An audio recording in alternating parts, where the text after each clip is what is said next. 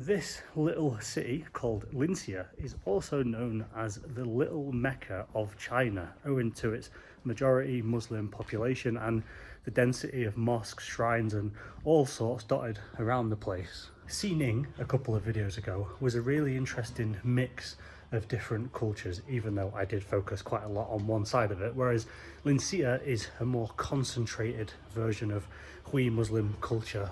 It makes it a really unique part of the country.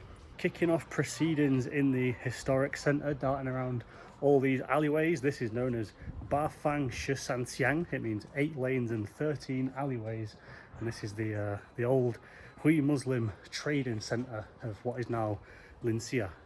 Now, before we go into details about all this place, which, by the way, is brilliant, it's all like windy and narrow, and there's mosques and stuff just poking out of random gaps. I need to first introduce you to my new best mate. This kid on a bike came up to me when, pretty much as soon as I entered this little bit, spoke a little bit of English, was a really friendly kid, and said, "Come on, beautiful art," and just took me around the place, kept showing me into like all these old houses, tried to explain what it was all about. He took me into a couple of shops to show me what I assume is some local art. In this place it was carvings on eggs, which was pretty cool. Some of these are really intricate. And he kept saying no money, no money, so it wasn't a tourist trap. If they do even have any tourists here, I don't know, but he just wanted to show me around. It just seemed like a bit of a look how cool my city is. So I followed him around for a bit, had a bit of a chat with him. He spoke some all right English. Yeah, he was a good kid. Good kid. And after our walking, biking tour concluded, he came out of nowhere to give me a drink. He gave me this drink. He said, no money, no money. England, China are friends. What a bloke. What a bloke. I actually can't drink it yet, but I'll save it for later. I'll have it with my tea. Anyway, the centre of Linxia. This maze that makes up the old town of the city dates back to about the 7th century, about 1400 years ago, with the Tang dynasty. It's when traders started to settle here, again because of its location and the trading routes, the ancient tea horse road, the Silk Road and all that good stuff. And as you walk around, there's loads of wall carvings, there's loads of these statues all pointing to that part of its history as a really important trading hub. It's everywhere. Talking about crossovers like in Xining, here's a bunch of them in front of a gongbei, is what I think it is, a shrine. And off some of the side streets, as first introduced by our little pal earlier on, there are a collection of what's known as tiled houses, a few last remaining versions of how they used to build stuff around here with, well, the tiled roofs, the courtyards in the middle, and these serve as a good glimpse into the past, how old Linxia would have looked. The setup of these courtyards, the way the houses were built is pretty interesting because they're done by like a tier system. So this one, the main residence, was for the main guy of the house. On this side, the east side, you've got your firstborn son, your eldest son, only really second tier to the main residence. And then on this side, the west side of the courtyard, you've got what is reserved for concubine and illegitimate children. Concubines are a fancy word for side pieces, by the way. I mean, they're all fairly similar in layout. It's not like one is way bigger than the other. I think it's just more of a status thing. This is where the head of the household lives, and this is his office. Did they have phones 1,000 years ago? Not sure about that, but I kind of want one for my office at home.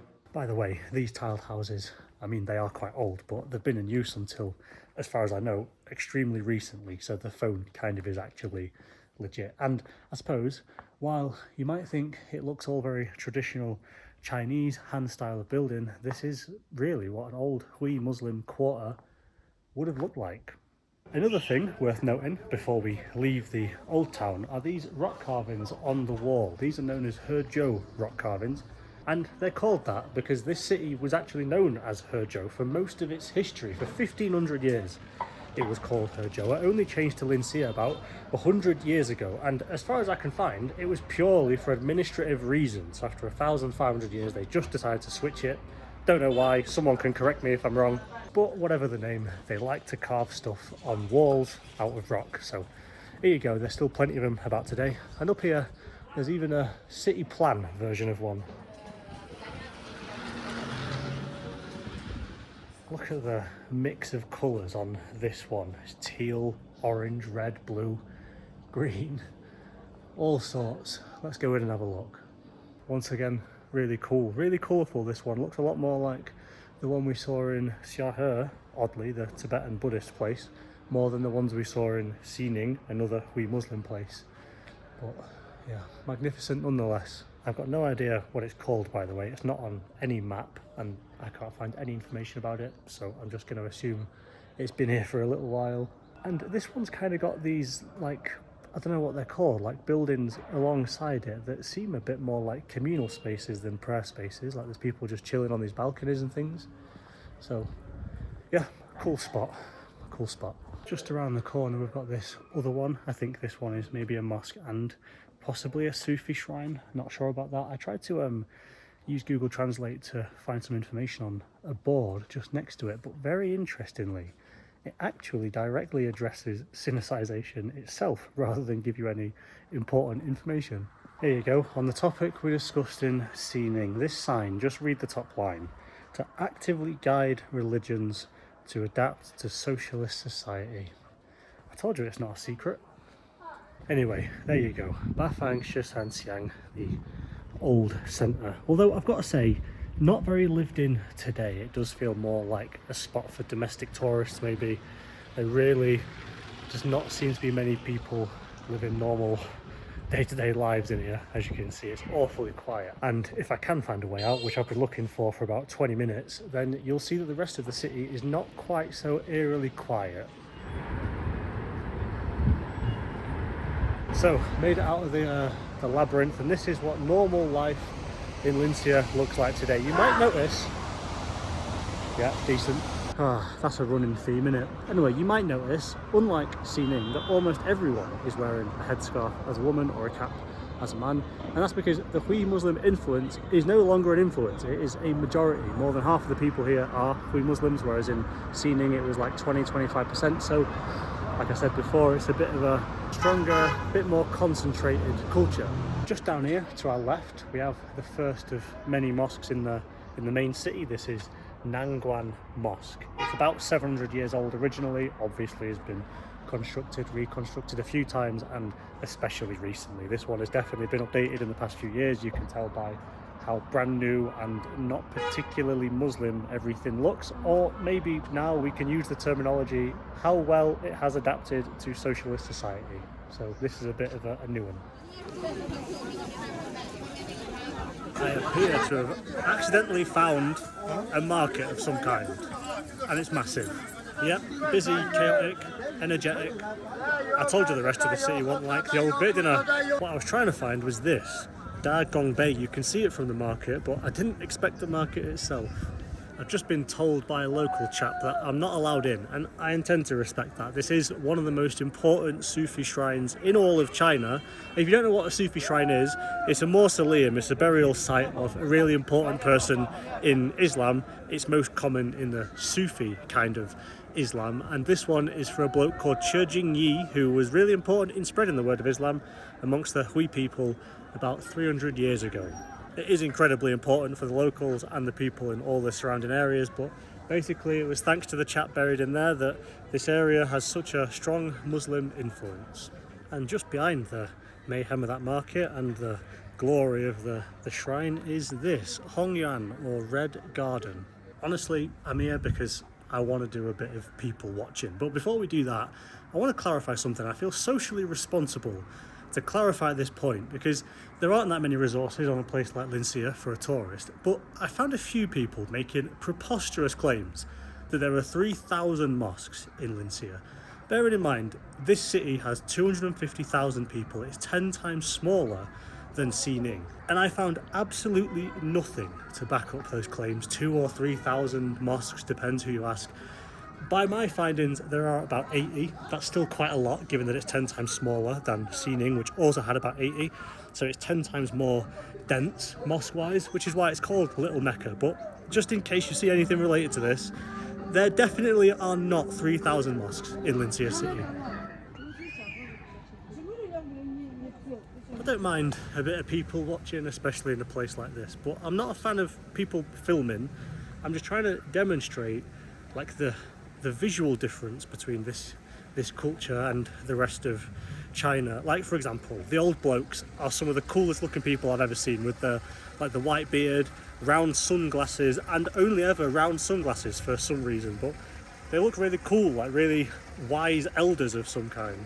And although it is a lot smaller than Xining, it is, I believe, the most dense Muslim population pretty much anywhere in East Asia, as in the most Muslims compared to other ethnic groups in the area. It's really quite uncommon, and it does make for a totally different experience to other places in China. Other cool people observations is I've seen a couple of old women wearing these like pink, almost fez hats, totally different to everyone else around them. I assume it signifies some kind of social status, maybe it's a family status thing, I'm not sure. But yeah, just another funky element to it all.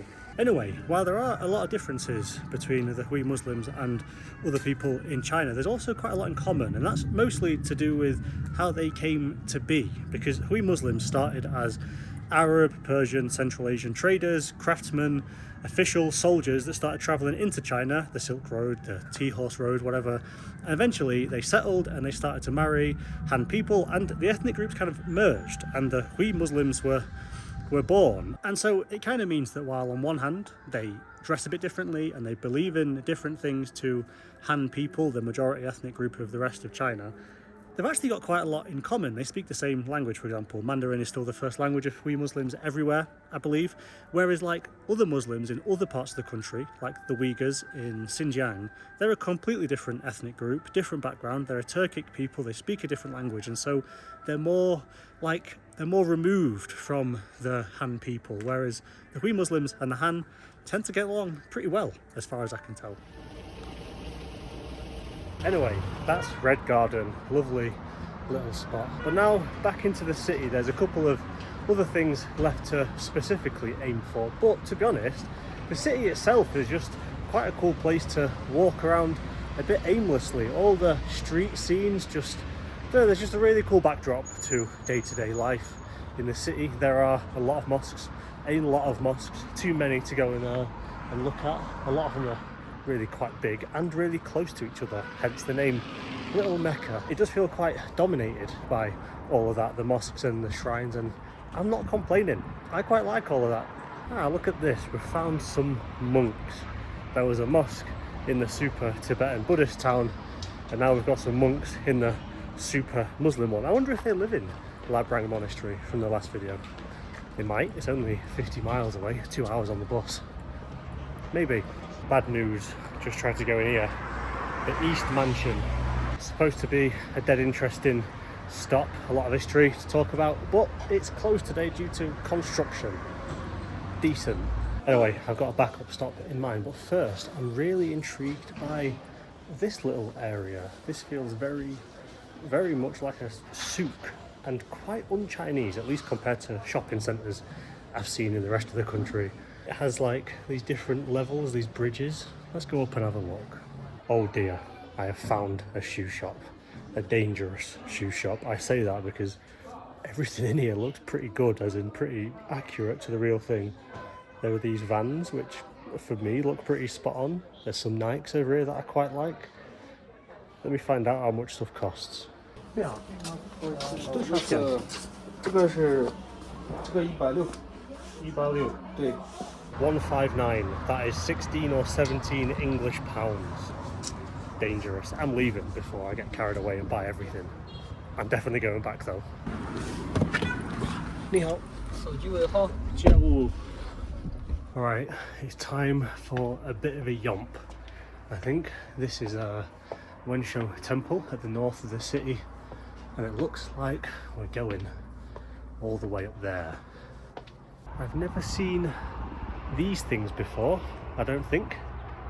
Looks like a giant incense burner, maybe it's a big lantern with these little bells on, and they're on each level.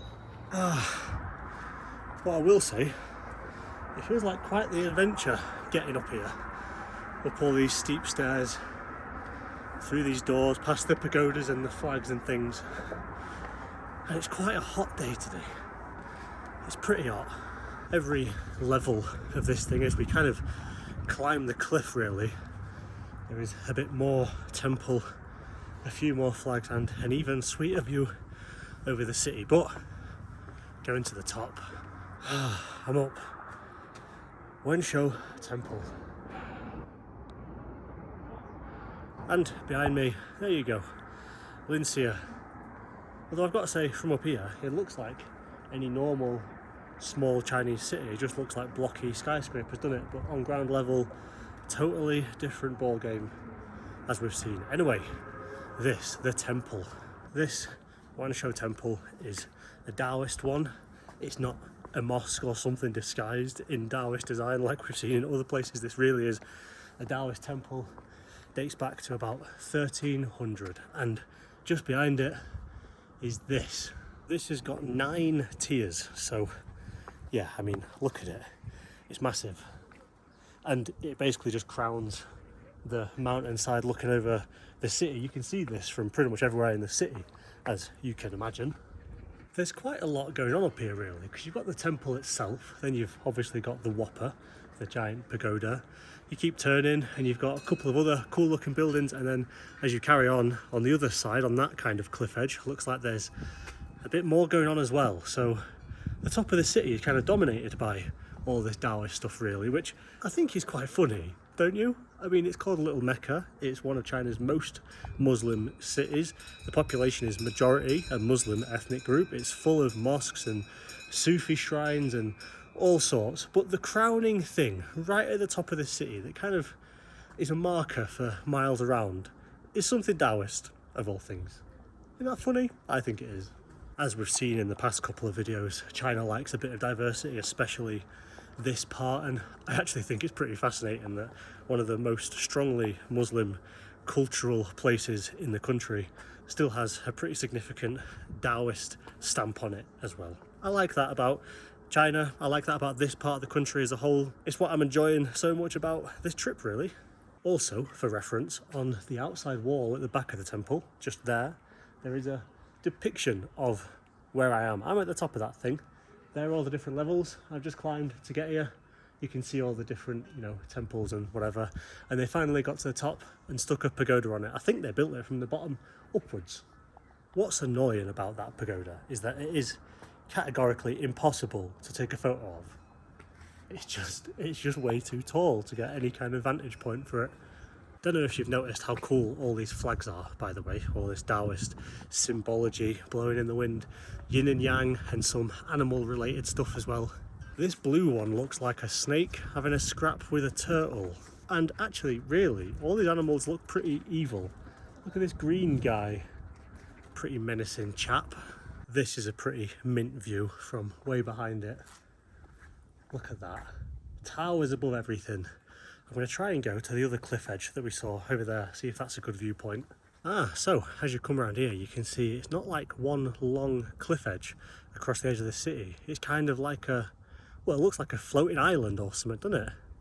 I've just watched someone walk up and close and lock that gate, so I think it's a defence against the northerner. So I'm not going in there. Maybe it's being reconstructed. There's a lot of building materials out here. Anyway, oh god, this is awful. Yep, that's close enough to the edge for me. But anyway, here's the view from this side in case you're curious. Big pointy pagoda overlooking the Muslim city of Linxia. And now to descend the 1 million stairs back to city level. Then I think I've got some shoes to buy, and then it's not that long until I can have a look at what's going on in the Scran department.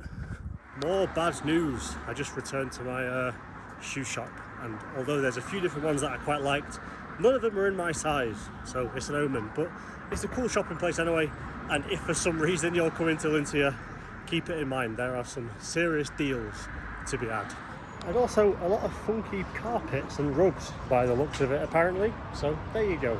Back in Bafang Santiang, where this little introduction to Little Mecca started, although it does feel like I've covered a lot of bases and an awful lot of ground today. Anyway, it's nearly scran o'clock and I've worked up quite the appetite today. Let's see what's on offer here, shall we? So there's this row of like roadside little restaurants in these like marquees, gazebo things that I've driven past a couple of times while I've been here, and I thought tonight was the night to give it a go. However, on closer inspection, it's not that appetizing. There's sheep heads. I just don't fancy a sheep head. It's not what I'm in the market for at this specific juncture. So giving it a pass, see if I can find something else. I'm peckish. I'm going to be honest, I tried a couple of these little restaurants that have pictures so you can point at, but the menus really weren't that much better. Some of it looked alright, but it just wasn't for me. And given that I'd not eaten all day, I went to the shopping centre to see if I could find maybe a slightly local chain. Found this one which looked really good, but then WeChat wouldn't work and I couldn't order anything, so I gave up and I went to KFC. Sue me. I mean, to be fair, Chinese KFC is top tier scran. But I know I'm going to get called a fat ignorant Westerner, so whatever. Not the most cultural way to end the day. But as I've come back and still got to try our mate's juice that he got us earlier, still sealed, I've not been able to drink it yet. Have a quick look at my hotel. I've not touched on this so far this trip, but here's a video that I filmed when I got in earlier. The absolute scenes of this place. I'm in a 5-star hotel in Linxia. This is costing me £20 a night. 20. I don't know what that'd get you in England. Probably a third of an afternoon of a 1-star Airbnb or something. Anyway, here's to our mate. Not really sure what it tastes like. Don't know what fruit that's supposed to be. Tastes a little bit like China-England friendship. What a bloke he was, by the way, that little kid. What a bloke. That feels like a long time ago. It's been a big old day. Xining, Xiahe, Linxia. It's been a saucy few days really, hasn't it? Quite enjoyed it. Still a couple more days of the trip. Might squeeze in 1 or 2 more stops. We'll see. If there's a video to follow, then I'll see you there. If not, then been a pleasure. Cheers, chaps. See you in a bit.